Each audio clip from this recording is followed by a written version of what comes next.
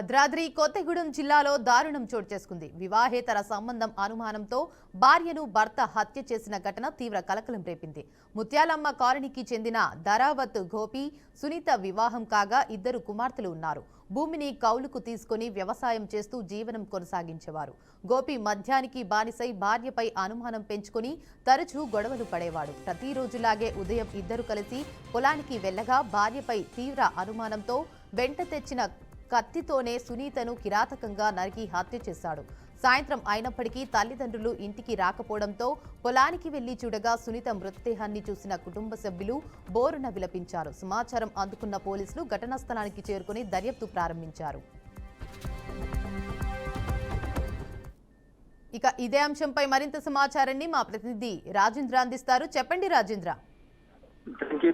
భద్రాద్రి కొత్తగూడెం జిల్లా జులూర్పాడు మండలంలో దారుణ హత్యా సంఘటన చోటు చేసుకుంది. ఈ ఘటన భద్రాద్రి కొత్తగూడెం జిల్లాలో కలకలం రేపిందని చెప్పవచ్చు. ఎందుకంటే అనుమానం అనే నెపంతో భార్యను కడతెచ్చిన భర్త ఉదాహరణపై మాత్రం పోలీసులు రంగంలో దిగి దర్యాప్తు కొనసాగింప చేస్తున్నారు. అయితే నమ్మకంగా నమ్మించి భార్యను పొలం పనులు తీసుకుని వెళ్లి అక్కడ వేట కత్తితోటి దారుణంగా హతమార్చి పత్తి చేలోనే మృతదేహాన్ని వదిలేసిన భర్త కిరాతకత్వంపై మాత్రం మహిళా సంఘాలు తీవ్ర ఆగ్రహం వ్యక్తం చేస్తున్న పరిస్థితి కనబడతా ఉంది.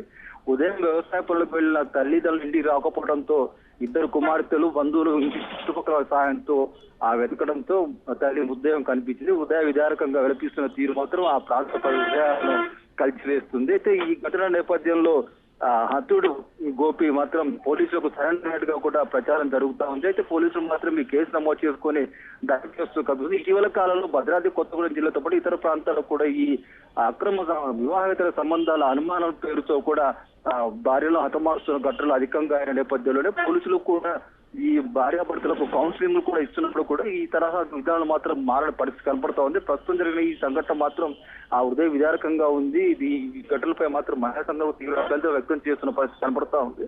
జూరూపాడు మండలం పాపకొల్లు పంచాయతీ పరిధిలో జరిగిన ఈ దుర్ఘటనపై మాత్రం పోలీసు అధికారులు సీరియస్ గా యాక్షన్ తీసుకుని ఆ కేసు దర్యాప్తు చేస్తున్న పరిస్థితి కనపడతా ఉంది. Right, thank you for the update Rajendra.